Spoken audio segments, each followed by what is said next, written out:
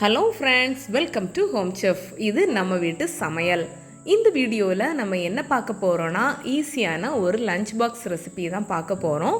நம்ம இன்றைக்கி veg pulao recipe தான் பண்ண போகிறோம். இது வெஜ் பிரியாணியை விட ரொம்பவே டேஸ்டியாக இருக்கும். இப்போது இந்த ஈஸியான வெஜ் புலாவ் ரெசிபியை எப்படி பண்ணலாங்கிறத பார்க்கலாம். இந்த ரெசிபி பண்ணுறதுக்கு ஒரு மிக்சி ஜாரில் 3 ஏலக்காய், 2 துண்டு பட்டை, 4 கிராம்பு சேர்த்துடலாம். இது கூடவே ஒரு ஜாவித்ரி, ஒரு சின்ன துண்டு நட்மக், ஒரு நட்சத்திர சோம்பு சேர்த்துடலாம். கூடவே அரை டீஸ்பூன் அளவுக்கு கசகசா, 1 டீஸ்பூன் அளவுக்கு மல்லி விதைகள், கூடவே 1 டீஸ்பூன் அளவுக்கு ஜீரகம், 1 டீஸ்பூன் அளவுக்கு மிளகு, இது கூடவே 5 பல் பூண்டு, 1 இன்ச் அளவுக்கு ஒரு துண்டு இஞ்சி சேர்த்துடலாம். அரை கப் அளவுக்கு துருவின தேங்காய் சேர்த்துடலாம். கூடவே ஒரு தக்காளி, கடைசியாக ஒரு கையளவுக்கு புதினா இலைகள், ஒரு கையளவுக்கு கொத்தமல்லி இலைகள் சேர்த்துடலாம். இப்போ இதில் கொஞ்சமாக தண்ணி சேர்த்து நல்லா கிரைண்ட் பண்ணி எடுத்துகிட்டு வந்துடலாம். பாருங்கள், இந்த மாதிரி நல்லா கிரைண்ட் பண்ணி எடுத்துக்கோங்க. நெக்ஸ்ட்டு புலாவ் பண்ணுறதுக்காக ஒரு கடாயில் 1 டேபிள் ஸ்பூன் அளவுக்கு ஆயில் சேர்த்துடலாம்.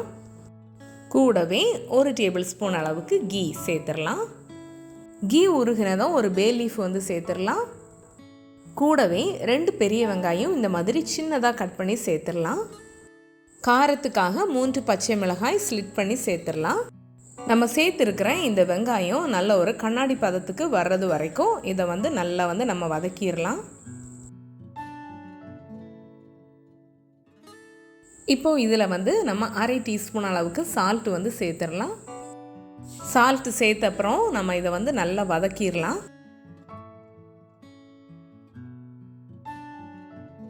இப்போ பார்த்தீங்கன்னா இந்த வெங்காயம் நல்ல ஒரு கண்ணாடி பதத்துக்கு சேஞ்ச் ஆகிடுச்சு. இப்போது நம்ம காய்கறிகள் சேர்த்துடலாம். மீடியம் சைஸ் கேரட்டில் 1, மீடியம் சைஸ் உருளைக்கிழங்கில் 1 ஃபுல்லாக கட் பண்ணி சேர்த்துக்கோங்க.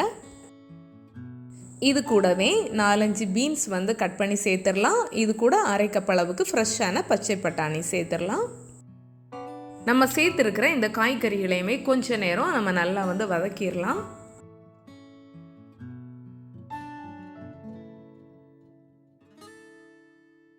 இப்போ பார்த்தீங்கன்னா நம்ம சேர்த்துருந்த காய்கறிகள் எல்லாமே ஓரளவுக்கு நல்லா வதங்கிடுச்சு. இப்போ இதில் 2 டேபிள் ஸ்பூன் அளவுக்கு தண்ணி சேர்த்து இதை மூடி போட்டு இந்த காய்கறிகளை நம்ம கொஞ்ச நேரம் நல்லா வேக விட்டுடலாம். இப்போ பாருங்கள், நம்ம சேர்த்துருந்த காய்கறிகள் எல்லாமே நல்லா குக் ஆகி இருக்கு. இப்போ நம்ம ஆல்ரெடி கிரைண்ட் பண்ணி எடுத்து வச்சுருந்தோம்ல, அந்த பேஸ்ட்டை இதில் நம்ம சேர்த்துடலாம். ஆட் பண்ணியிருக்கிற இந்த பேஸ்ட்டை வெஜிடபிள்ஸ் கூட நல்லா மிக்ஸ் பண்ணிடலாம்.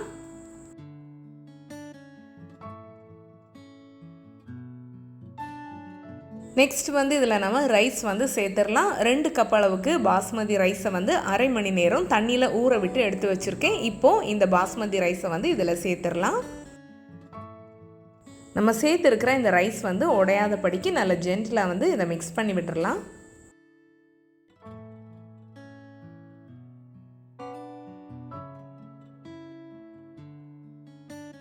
இதில் இப்போது நம்ம தண்ணி சேர்க்க போகிறோம். 2 கப் அளவுக்கு தண்ணி சேர்த்துடலாம்.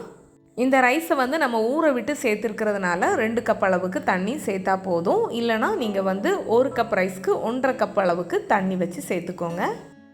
ஏற்கனவே நம்ம சால்ட்டு சேர்த்துருக்கோம். இப்போது இதில் கூடுதலாக 1/4 டீஸ்பூன் சேர்த்துடலாம். இதை நல்லா நம்ம மிக்ஸ் பண்ணி விட்டுட்டு மூடி போட்டு நம்ம இதை வேக விட போகிறோம். ஸ்டவ்வை மீடியம் ஃப்ளேமில் வச்சுக்கோங்க. 10 மினிட்ஸ்க்கு அப்புறம் இதை நம்ம ஓப்பன் பண்ணிடலாம். இப்போ பார்த்தீங்கன்னா நம்ம சேர்த்துருந்த தண்ணி எல்லாமே ஓரளவுக்கு குறைஞ்சிருக்கு. இன்னும் ஒரு 5 மினிட்ஸ் நம்ம மீடியம் ஃப்ளேமில் வச்சிடலாம்.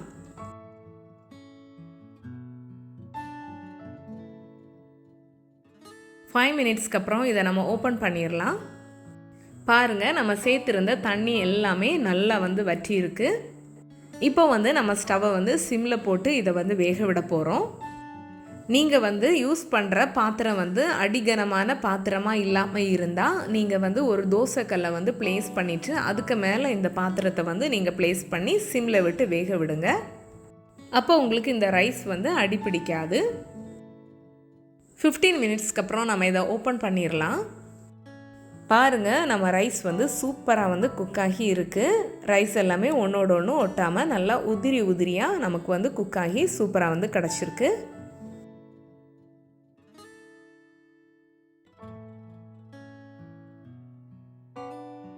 கடைசியாக நெய்யில் வந்து வறுத்த கொஞ்சம் முந்திரி பருப்பு வந்து சேர்த்துடலாம். இது வந்து நம்ம சாப்பிடும்போது நல்லா க்ரன்ச்சியாக டேஸ்டியாக இருக்கும். பாருங்கள், நம்ம எதிர்பார்த்துட்டு இருக்கக்கூடிய வெஜ் புலாவ் ரெசிபி வந்து சூப்பராக ரெடி ஆகிடுச்சு. இந்த வெஜ் புலாவ் ரெசிப்பியை வந்து நம்ம ரொம்பவே ஈஸியாக சீக்கிரமாக செஞ்சு முடிச்சிடலாம். இதில் வந்து நம்ம வெஜிடபிள்ஸ் எல்லாமே சேர்த்துருக்கிறதுனால இந்த வெஜ் புலாவ் ரெசிபி வந்து ரொம்பவே ஹெல்த்தியாக இருக்கும். இதை வந்து நீங்கள் உங்கள் வீட்டில் உள்ள கிட்ஸ்க்கு வந்து லஞ்ச் பாக்ஸ் ரெசிபியாக வந்து பேக் பண்ணி அனுப்புங்க. கண்டிப்பாக இந்த வீடியோவை நீங்கள் உங்கள் ஃப்ரெண்ட்ஸ் அண்ட் ஃபேமிலிக்கு வந்து ஷேர் பண்ணுங்கள். மறக்காமல் இந்த வீடியோவுக்கு ஒரு லைக் போட்டுட்டு நம்ம சேனல் ஹோம் செஃப் வீட்டு சமையலையும் சப்ஸ்கிரைப் பண்ணிடுங்க. தேங்க்ஸ் ஃபார் வாட்சிங்.